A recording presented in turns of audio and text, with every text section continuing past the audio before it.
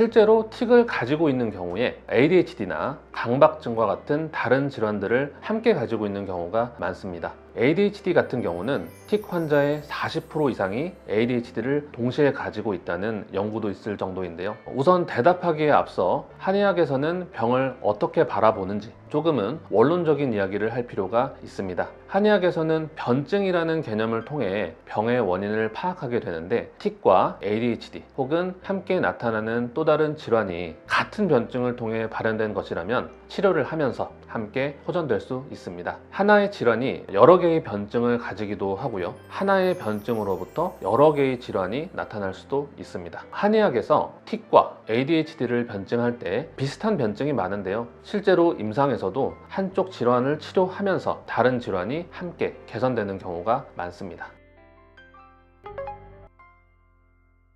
진료를 하면서 오랜 기간 다양한 틱 증상들을 관찰해 온 것이 아니라면 사실 육안으로 관찰하여 정확하게 구분해내기는 쉽지가 않습니다. 몇 가지 팁을 드릴까 하는데요. 첫째, 틱 증상으로 보여지는 증상들이 여러 개 나타나는 상황이라면 이거는 틱 증상의 가능성이 높습니다. 단순 습관으로 여러 근육 틱 혹은 음성틱 증상을 동시다발적으로 나타내는 경우는 사실상 극히 드물기 때문입니다. 물론 여러 증상이 함께 나타나는 것이 아니라 한두 개의 특징만 나타난다면 이게 이제 틱인지 단순 습관인지 구분하는 것이 쉽지는 않습니다. 둘째, 갑작스럽게 증상이 폭발적으로 나타나기도 했다가 거의 안 하는 듯 사라지기도 했다가 변화가 심하다면 이는 틱 증상의 가능성이 높습니다. 질환의 특성상 틱은 증상의 악화와 호전을 반복하는 경향이 있습니다. 습관으로 인한 반복 행동이 어떤 때는 폭발적으로 나타났다가 어떤 때는 사라졌다가 반복하는 경우는 드물기 때문에